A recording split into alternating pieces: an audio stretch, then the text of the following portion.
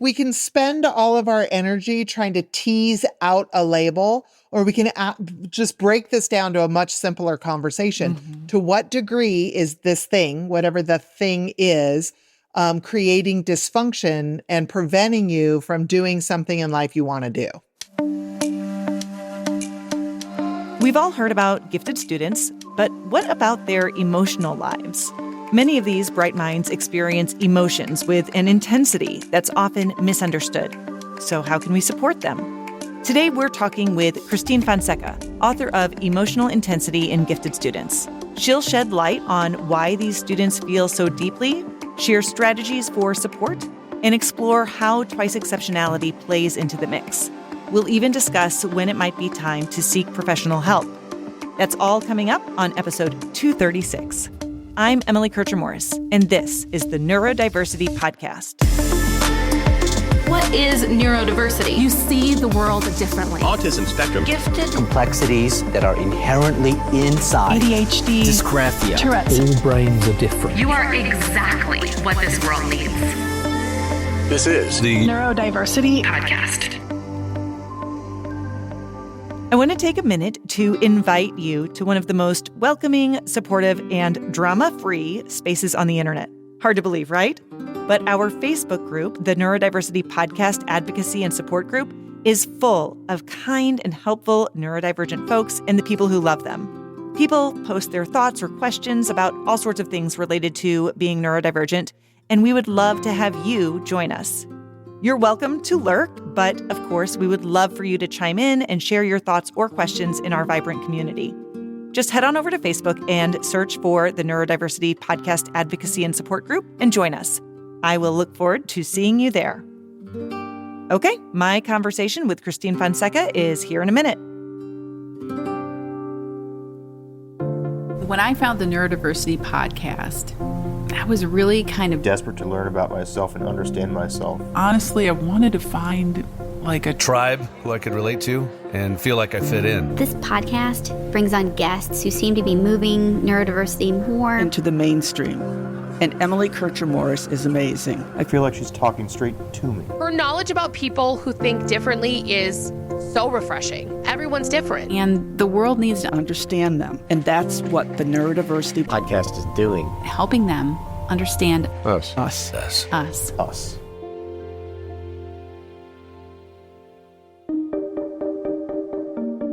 Today, I'm welcoming back guest and friend, Christine Fonseca. Christine is a licensed educational psychologist and author of the newly revised Emotional Intensity in Gifted Students, helping kids cope with explosive feelings. Christine, thanks for joining me today. So excited to be here again. I'm super excited for this conversation. You know, it's funny. You were one of our very first guests, I think in the first 10 episodes back. Forever ago, it feels like. Back in the day. Well, it was it was 2018. Wow. You know, and so since then, that was, I guess, maybe the second edition. That was second edition. Now we've got the third edition of this book that's out, which really, This is one of those books that I have bought multiple copies of because I give them to people and then I never get them back. Well, thank you. I love that. But I feel like it's such a great book for understanding some of these characteristics that we see in gifted kids that often just aren't really understood. So let's just talk a little bit like, why do we see this emotional intensity in gifted kids? Like, what is that all about? It's the experience of being gifted, what that means to the person who's gifted in the world and the way they interact just with the world at large. And so because we now know the differences in their brain and how they're taking in information, their experience of the world is just more rich and intense compared to a neurotypical child. And so, of course, that's going to include feelings, emotions, thoughts. It's not just, about what we see and hear and some of the things coming in through our five senses, but it's also how the brain's interpreting that information and how that's translating into thoughts, feelings, actions, etc. And so our gifted humans just have this very rich experience of the world. And emotional intensity in gifted students is to really design to capture the emotional aspect of that. Because I think Especially now in our culture, we pathologize intense emotions just as a matter of being. So if something is the slightest bit from however we've chosen to define normal today, we're immediately going to Dr. Google and putting in our, constellation of symptoms and making our own personal determinations as to what that means for us. And I think it's really striking that never do we come out from the other end of that exploration with, oh, I'm this like awesomely passionate human. No, we always come with some disorder, dysfunction, disease, broken, whatever. And I wanted Emotional Intensity to be the book that a parent of a gifted child or an adult who's gifted, who's kind of going through their own self-discovery, could read and read themselves in the pages or read their children into those pages and say, oh my gosh, there is another explanation for this I didn't consider. And maybe this is just what normal looks like for this particular child. Mm-hmm. And what can I do then to make sure that this version of normal doesn't become a barrier to their life experiences? How do you tease out where that threshold is for normal for this kid versus something more that maybe we need to, address differently? I would say you deal with the giftedness first and see what's left after that. If after you've dealt with providing some psychoeducation to this child so the child understands their brain, when I'm working with gifted middle school age children, which I do daily, I'm usually saying something like, let me introduce you to your brain. It's magical and you probably didn't even know that. So let me introduce you to it. If after we get through all of that, we're still experiencing a level of dysfunction. And what I mean by that is our perfectionism is so extreme that to be calm neurologically, if our nervous system feels calm, that is foreign and to be avoided, and I don't like it, and I'm going to blow up my world in some way because that just feels bad. That's above and beyond what I would anticipate with a intense human. And so I would say that person's not only intense relative to their giftedness, but they are intense and. Mm-hmm. And it's the and that might need some additional supports. And whether we want to put a label on that as I'm OCD, I'm anxious, whatever constellation of mental health issues, or we just want to say, you need support for that. You can't tolerate what that feels like. You don't have a good threshold of tolerance. And so it's impacting your daily living and your ability to function in the world. We need to support that. And that's kind of how I view it. And when I work with families, how I recommend for them to view it, at what point we start making referrals to other mental health professionals. But the one thing I always caution parents about is make sure in whatever that treatment looks like for that level of dysfunction, that we're not trying to therapize, to use a word my kids love to use. We're not trying to therapize the giftedness right out of them. Yeah. They're just going to be intense humans. Yes. They're going to like to do 400 things at the same time. They're going to get super bored with the mundane instantaneously. They're going to make decisions in a nanosecond so fast they don't even know there was a decision that was made. They just think that's what it is. And then they're going to make their whole life philosophy about that decision, even if that decision's just wrong.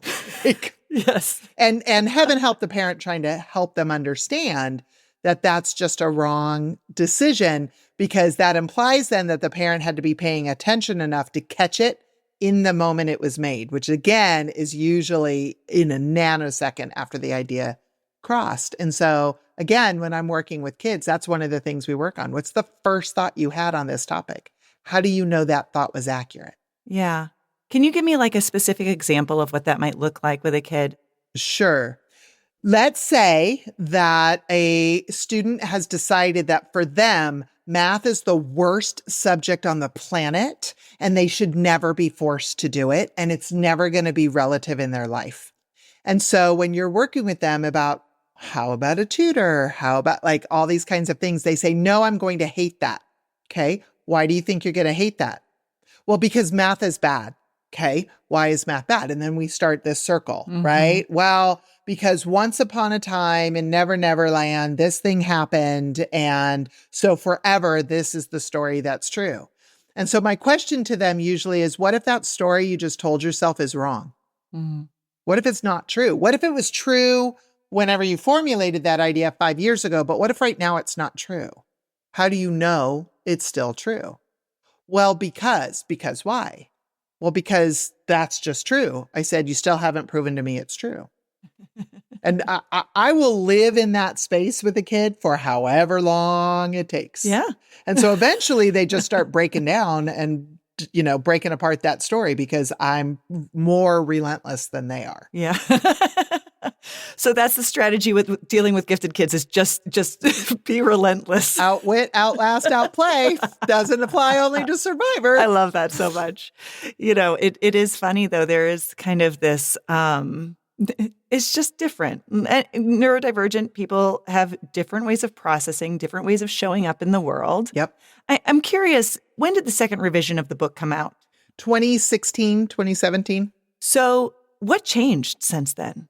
Oh my gosh, the research is so much better. So let's just start with that. I mean, my favorite kind of story of the evolution of this book, in 2010, when it was originally came out, there actually was no good research study with just gifted humans around their social emotional development. Everything in that book and all the books that were out around that time and earlier were hypotheticals, really. If we take existing research and we kind of extrapolate it over here, this reasonably makes sense. So we think this might be true, and we're going to kind of operate from that perspective. And then 2016 came along and there was better neurological studies that had come out. And now there's been so much research around twice exceptionality, deep research around areas of overexcitability and kind of what that might have actually been related to when we didn't have vernacular to talk about twice exceptionality, which we didn't back in the 30s when, some of that came out. And so the research is just different and better and richer. I wouldn't say that the premises changed drastically because they really didn't, but we can substantiate it in a different way now. And we can talk about it in a different way now. And I think, academia, I have a love-hate relationship with academia, right? I think it's still one of our more siloed kind of worlds.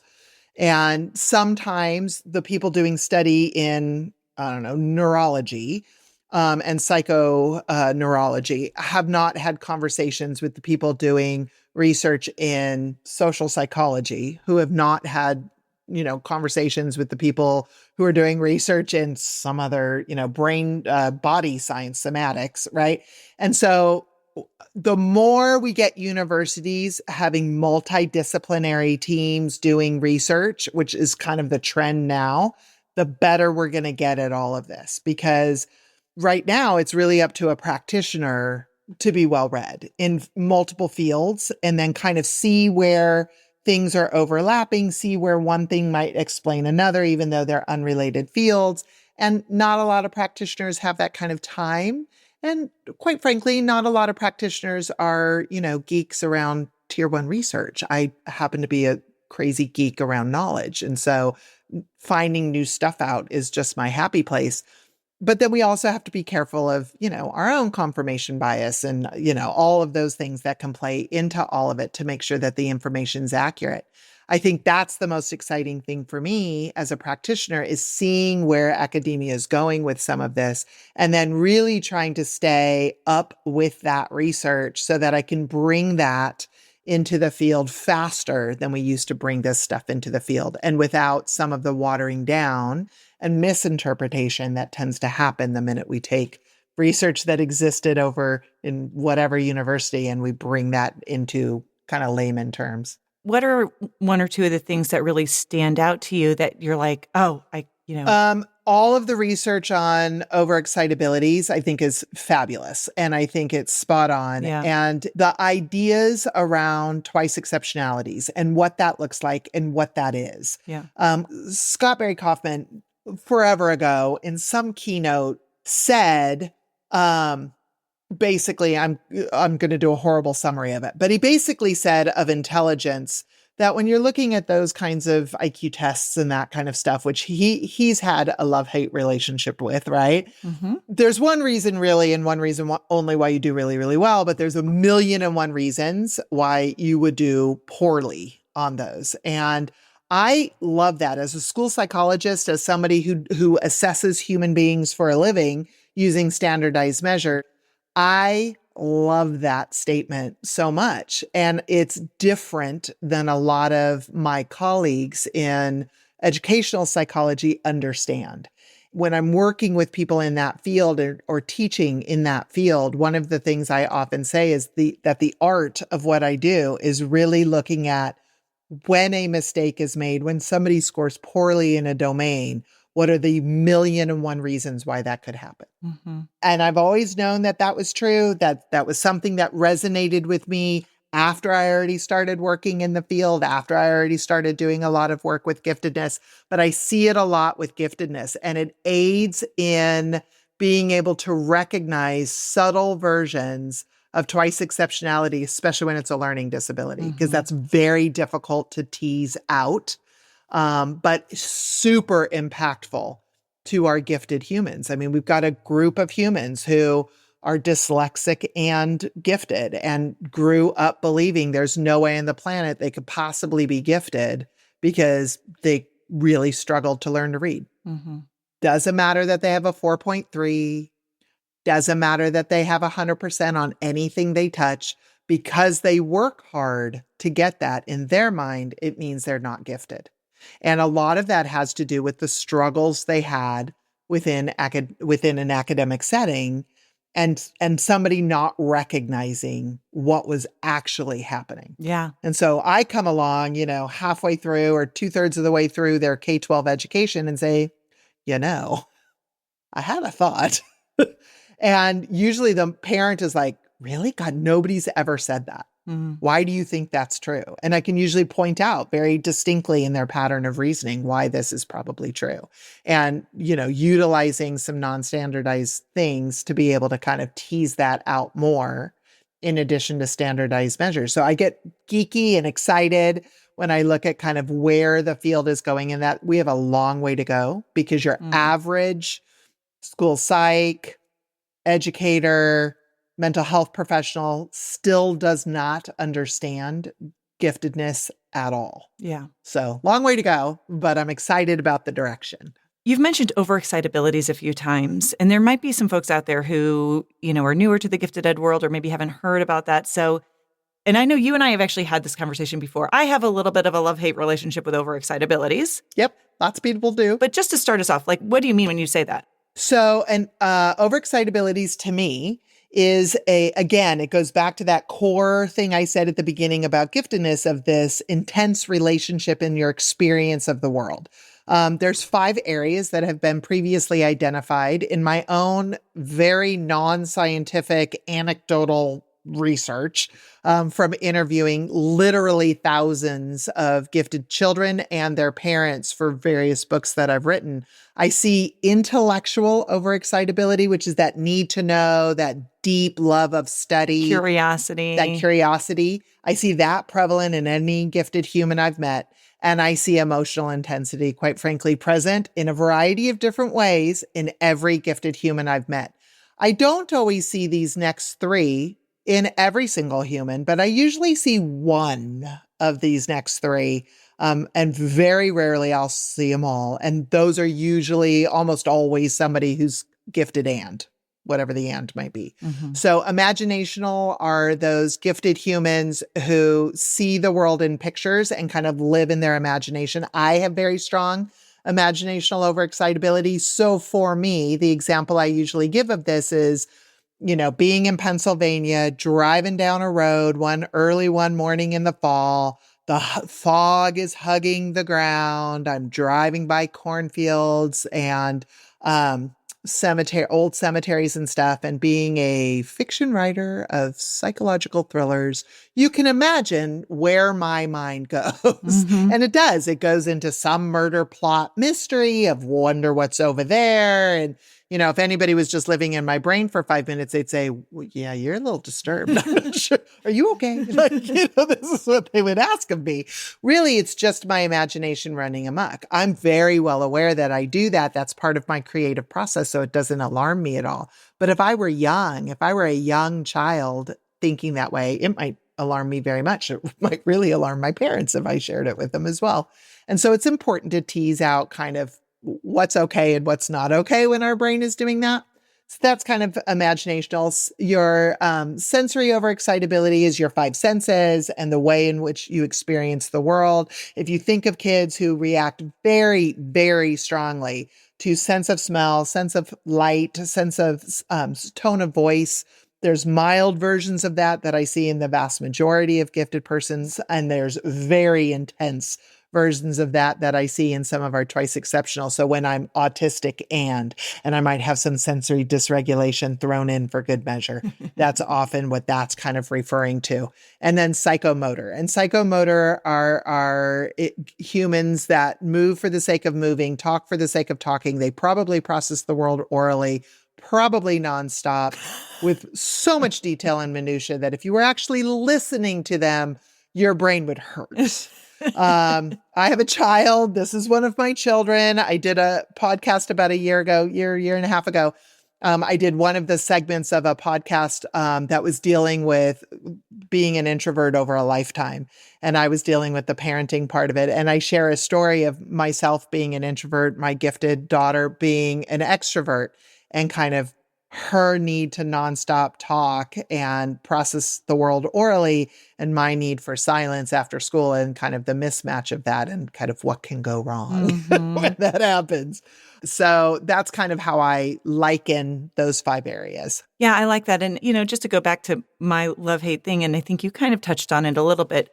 I'll be honest, my main concern when people talk about overexcitabilities, especially in the gifted education world, is that we use them to explain away things that maybe we should be concerned about. So you mentioned like the sensory piece or the psychomotor piece, and people are like, oh, no, they can't be autistic. That's just their gifted overexcitability, or they can't be ADHD. Right. And it's like, but you're right. The research really shows it can definitely be gifted and those are not necessarily separate constructs. Right. And the overlap is, and I'm a very practical practitioner. Yeah. So it's like we can spend all of our energy trying to tease out a label, or we can just break this down to a much simpler conversation. To what degree is this thing, whatever the thing is, creating dysfunction and preventing you from doing something in life you want to do?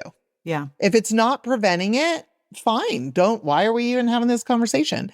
But if it's getting in the way, we'll use the psychomotor piece. If your inability to sit in a classroom for a half an hour even is creating an inability to gain from that educational experience what you need, then we need to do something about that.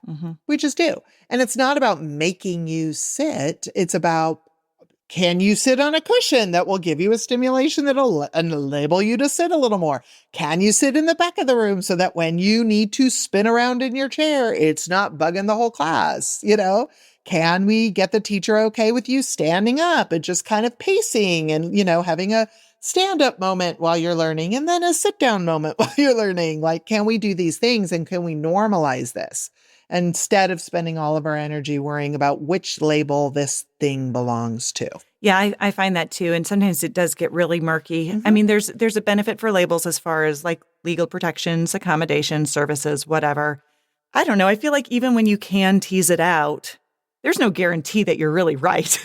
Whatsoever. Like, depending on the environment, depending on how someone matures, like you might get new information and see new things as somebody gets older. And so, well, and human beings are not static, right? Right. And so to imply that we can label correctly in a way that is unchanging, it goes against my opinion of who human beings are to begin with. This is a dynamic process, all things subject to change. Yeah. And so again, rather than get too hooked on a label. And by the way, educationally, there's all kinds of ways to get every accommodation you need without a label and without a specific kind of a process, depending on the school district and kind of where they are at with meeting the needs of all learners.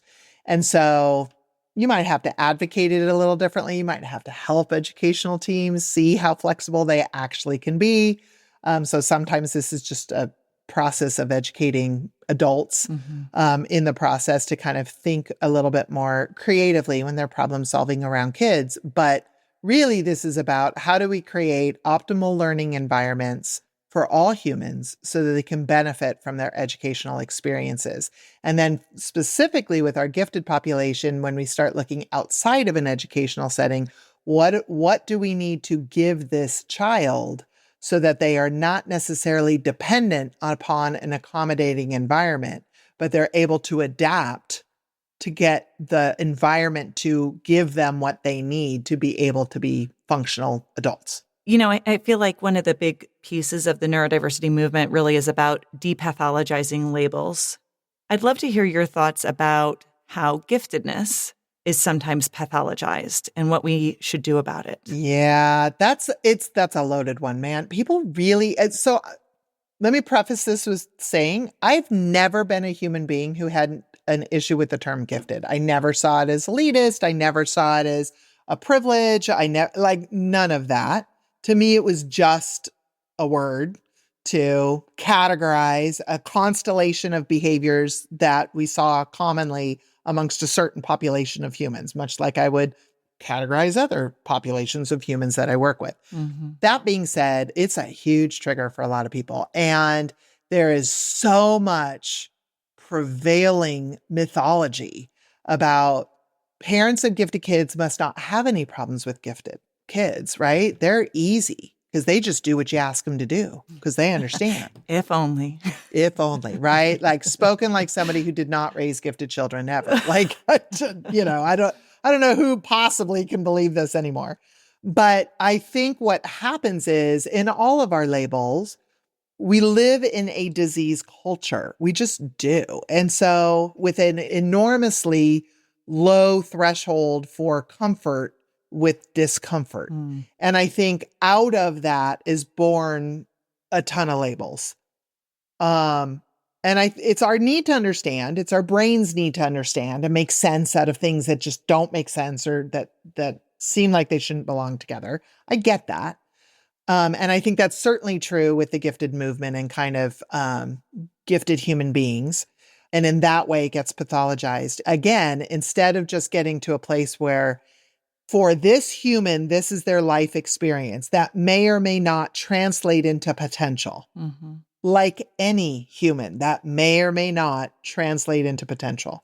And it's around what do we need to do within the environment to help the vast majority of humans reach whatever potential they're supposed to reach in a way that's healthy and productive for any human. Yeah. And then for this particular group of humans who have this very rich, intense experience of the world, what does it mean specifically for them?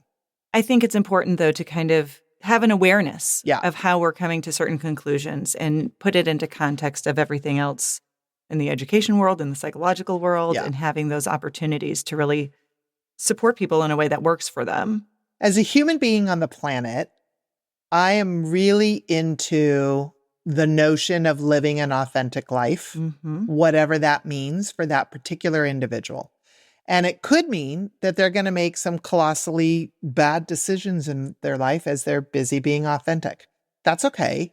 My whole thing is, if you're going to make colossally bad decisions, make them with your eyes open. Make it an actual choice that you made, not a unconscious choice that occurred. Yeah. In hindsight, you're like, oh. Yeah, exactly. And so, when I'm working with a student, when I'm working with an adult, whomever it may be, my questions often are, what's your plan?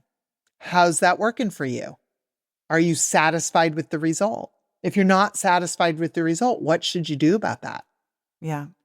As you're saying this, I'm thinking about some of my clients who I'm like, we're working on some things and really just need an opportunity to reflect on those. I just think it's so important. I think if we can get as human beings, gifted or not, right, to a place where we are in acceptance of the truth of who we are in the moment, fully understanding that that's dynamic and that's going to change.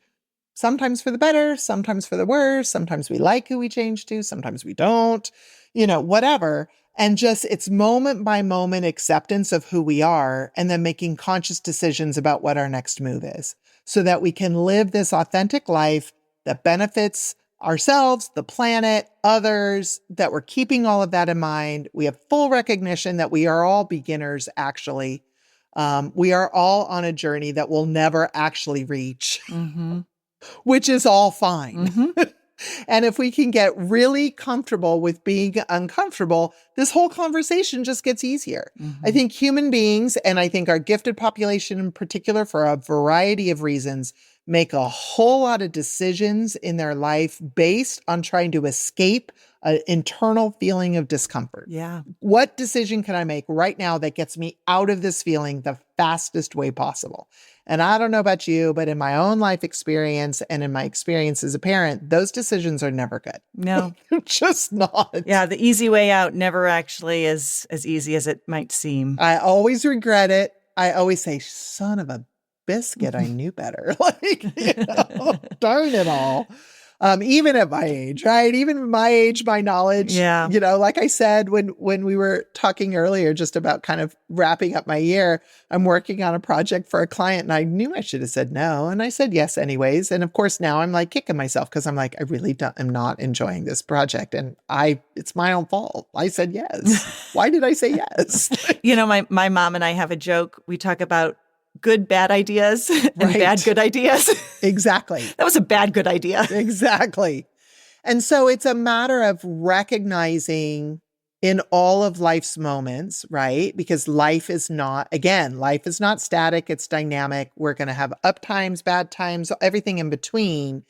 If we, by learning how to live authentically and by learning how to tolerate discomfort, can prevent what often happens with our gifted kids with these huge mood swings up and down. If we can take these big extremes and make them just, more manageable, gosh, think how much better we would feel about everything. Not to mention all the human beings around us who are going with the big, wave that we are creating when we have our big swings. Christine, this is, as always, an excellent conversation. It brings me to my last question as we wrap up. Sure. So you're talking to a gifted student, as you do, and they are just trying to wrap their head around all of the things and the emotional intensity and trying to figure out what that all means for them. What would you say to them? What is the thing that you would really want them to hear? It's okay to be not okay. It's okay to feel really yucky some days. But guess what else? It's okay to feel calm. I love that. Christine Fonseca, author of Emotional Intensity in Gifted Students, Helping Kids Cope with Explosive Feelings. Thanks so much for being here today. Always a pleasure chatting. There's often a conversation about whether or not cognitive giftedness is a type of neurodivergence. Obviously, in my opinion, it clearly is. The unique brain wiring of bright individuals comes with a range of traits that are unique and influence day-to-day lives in ways that can be unexpected, both to the person experiencing them and to those supporting them if they aren't familiar with what those differences might be. While research consistently shows that intelligence is an asset regarding life outcomes, there are definitely factors that can prevent gifted and talented individuals from realizing their goals. Supporting them with the understanding of how their neurotype can influence them is one of the foundational steps we need to take so they feel empowered to live the life they want and deserve. I'm Emily Kircher-Morris. I'll see you next time on the Neurodiversity Podcast.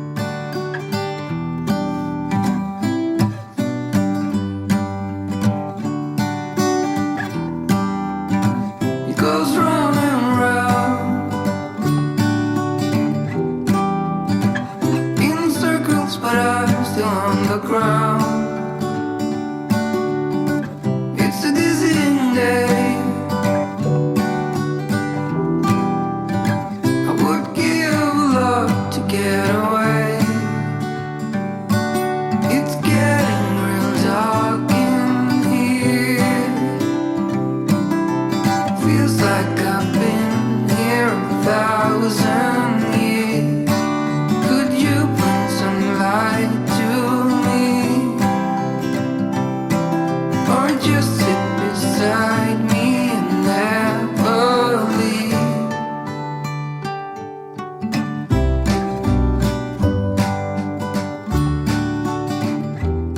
Christine Fonseca has been our guest today. We thank her for her time. And if you'd like to know more about her books, we have a link in the show notes. Also, please take a minute to give us a rating and review if your podcast platform offers it. Your input really does help other people find us. Thank you for doing that. Our host is Emily Kircher-Morris. Our office manager and social media director is Krista Brown. I'm the executive producer, Dave Morris. For all of us, thanks for listening, and we'll see you next time.